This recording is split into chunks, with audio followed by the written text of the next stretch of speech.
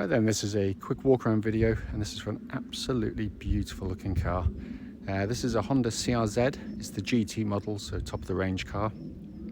Finished in white, which is the colour of choice for these, probably because it contrasts so nicely with the kind of privacy glass on the rear 3/4 and also the black glass roof there. Car's covered 67,000 miles. Comes with a wonderful service history. I think it's 13 services the car's had throughout its life, but it is in lovely condition. Very original looking car. Front of the car, lights and lenses are all clear and intact, no cracks, condensation, anything on there. Bonnet is very good. There's probably just a couple of minor stone chips, but for a car that's 11 years old, it's remarkable really.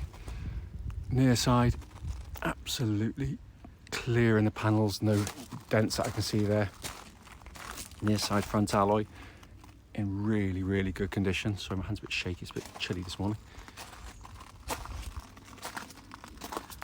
Rear alloy, again, really good, just a couple of tiny, minor blemishes. And around the back of the car, such a unique looking car, it really is. And offside, driver's side of the vehicle, again, absolutely mirror smooth in the panels, just such a clean car. Offside rear alloy, again, really good, just a tiny bit of pickling. I'm being mega critical. I mean, it really should be, you know, with way more marks than this, even with that mileage. And then final alloy, again, really good, just on the outside edge. A few minor marks, bit of pickling there, but generally sort of 90% as an alloy. But what a wonderful striking car, and a car that is destined for classic status. There's no two ways about it. So coming to the back of the car now, it's been kept absolutely beautifully. Plastics and fabrics are all wonderfully clean. As I say in the description of the car, I mean, these are officially 4-seat cars. However, those seats are set for me, and unless you haven't got any legs from the knees down, you're not going to get in there. What I recommend, which is what I did with mine, just pop that down and you end up with a huge boot, and think of it as a 2-seater car with a massive boot. Coming to the front of the car now, again, all lovely and clean and tidy. Passenger seat there, it's been kept absolutely beautifully. Let's come around to the driver's side. Door card looks pretty much as new. Footwell areas, again, very clean and tidy. The driver's seat, this is one that which always will show the wear. Normally they're absolutely worn there. This one has got wear.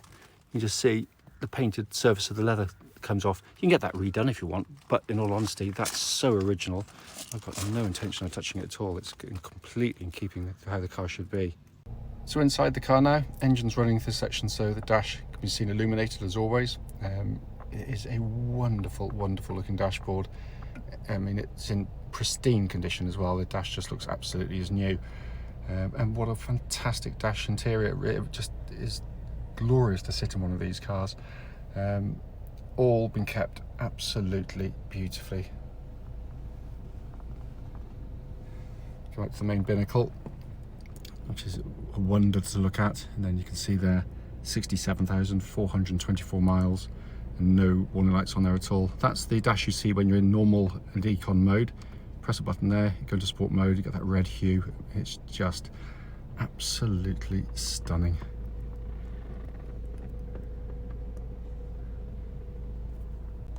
Finally, just to show you, owner's manual pack and lock and wheel nut key, all here and present with the car. Right then, this is a quick road test video on a truly horrible day, it has to be said. This is for a Honda CRZ. It's a 1.5 GT model, so top of the range car. This particular car is registered LV60DXX, and mileage at the start of the road test is 67,408 miles. The reason we do all of our videos, and especially the road test part of it actually, is to ensure that if anyone's online looking at our cars, they actually get to see the very car advertised in operation. The reason we feel it's important is because on too many occasions we've been to go and see cars which have looked perfectly good, in photographs and the description, only to get there and drive it and find out there's a fundamental issue which we'd much rather known about before setting off. So hence that's why we do it. I don't normally do it in the middle of a monsoon, but unfortunately it's one of those weeks where you just don't know what weather you're going to get, so I've just got to persist, I'm afraid. So coming to the car itself, I am biased in the extreme, I have to say, but that bias isn't going to detract from, you know, what I'll talk about, the mechanicals of the car. So they'll be black and white, so they'll be my opinions, but fact-based in the fundamentals of the car. So starting with the engine of the vehicle, obviously a hybrid car, which most manufacturers like Honda and Lexus refer to as self-charging. What they're basically saying there is that you just drive it like a normal car. You just put fuel in it when you run low. You can't run out of battery. You can only run out of fuel, so you just operate it as a normal petrol car. It is brilliant. You press a button to start, pretty much silently. The car starts instantly and exhibits no warning lights at all relating to the engine or any other part of the car. The hybrid system is brilliant in these, or integrated motor assist as Honda refer to it. You just drive the car. You know, you can feel slightly the differences, but basically the motor makes up for kind of a lack of engine capacity in some ways, but it's a perfect match for this car.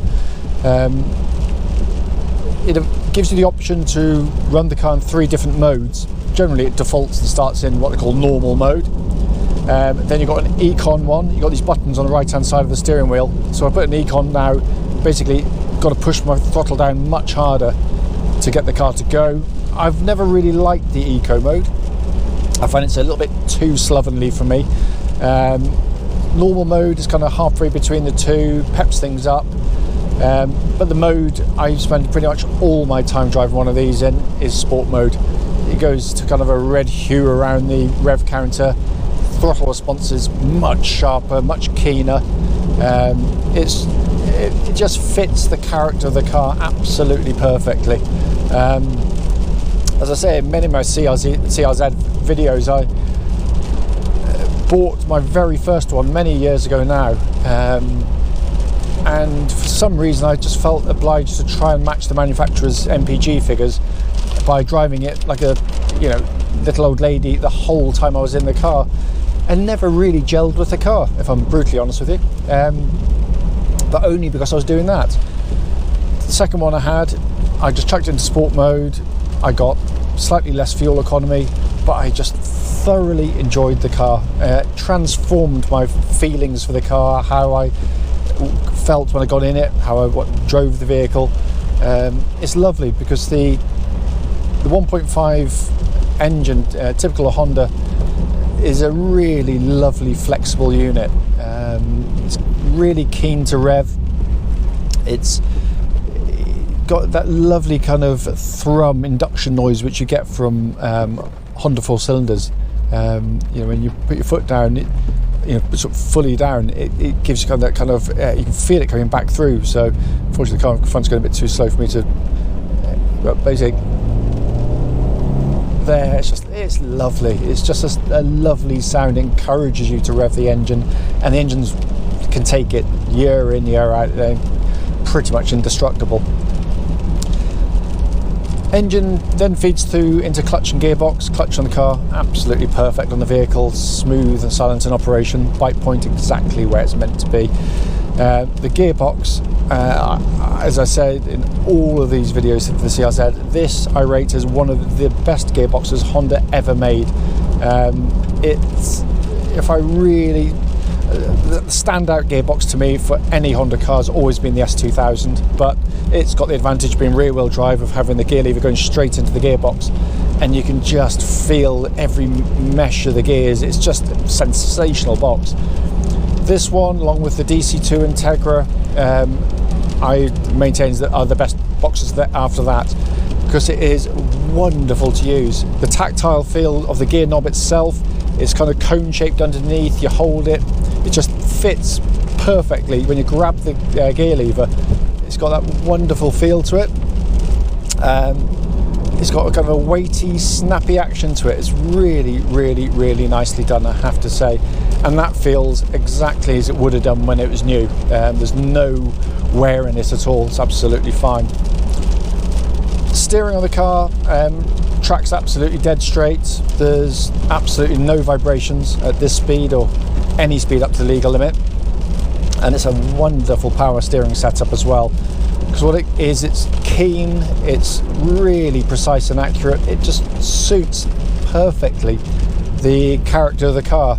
Because as I say in the description of the vehicle, the best description I can give for this car, it reminds me so much of a kind of 80s, 90s hot hatch. Very chuckable, light on its feet. I mean, this section of road I've deliberately waited for to go down is just your classic example. The steering's got a lovely weight, really confidence inspiring. When you turn in, it's got a lovely front end on the car, but everything comes together. The chassis and the steering work just brilliantly, even on a day like today, which is kind of nerve jangling in terms of kind of wet surfaces and puddles. The car still is just such fun. It really, really is. And the chassis is genius, because this is quite a bumpy, lumpy B road, and yet the car itself rides the imperfections absolutely brilliantly. It telegraphs through the seat of your pants what the car's doing. So as it starts to drift, it does so in a very neutral way. It's not completely nose heavy. It is brilliant, absolutely brilliant, because if you're not in the mood, unlike cars from that era, which will just continue to rattle your brains, this one just smooths out. I can just drive it much more gently and be as comfortable as any normal car along this road, if not more comfortable than virtually all of them. It's brilliantly resolved, absolutely brilliantly resolved. I'm also looking for on road test, by the way, any kind of noises coming from underneath the suspension that shouldn't be there, any kind of rattles or knocking noises, and there's nothing at all. It's absolutely spot on. Brakes on the car are very, very good indeed. Really positive brake pedal on the vehicle. There's no kind of pulsing or vibrations coming back through the brake pedal. So obviously it's just they're all in good order. Worth pointing out, the car is off to be serviced, and it'll be having an independent MOT prior to sale, so all these things will be checked anyway. So coming inside, the superlatives continue. The first thing you notice straight away about them is how beautifully put together they are. We're talking about a 11-year-old car without a squeak or a rattle from the interior. They are brilliantly, brilliantly made. Being the GT, you get this lovely glass panoramic roof, which adds a lot of natural light into the car, and that is helped by the fact you've got this lovely two-tone interior, kind of silver trim. You've got this sort of lower section light coloured, upper section dark coloured. As I say, all these guys said videos that it's obviously, it looks very BMW-like in the way they've copied it, in all honesty, but the execution's far better as Honda's way. But what a brilliant dash. As soon as you sit in the car, you know, cliched as it sounds, you are literally at one with the car. Everything wraps around you. And it's not just for show, because it looks fantastic, but it also works ergonomically brilliantly. Sat-nav, you can see they're working perfectly, because this is a sat-nav option model, and that's not standard on the car.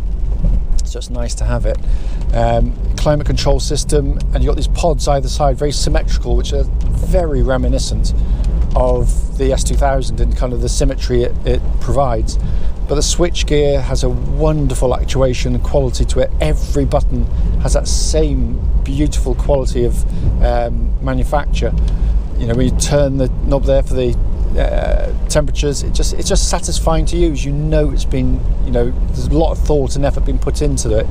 Air conditioning, by the way, pumps out absolutely ice cold air.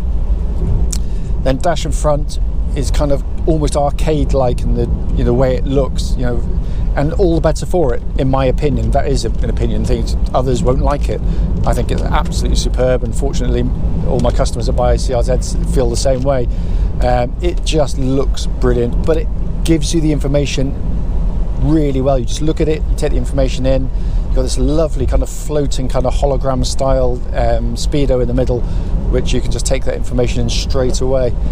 I absolutely love these cars, love them to death, and they really are becoming a modern classic. There's no two ways about it. As I said at the start of the video, the point, brief as it may well be, and I apologise because it's a soggy, noisy one, in terms of the weather, it drives perfectly, cannot fault it in any way. Whoever gets this next will be a very lucky person indeed.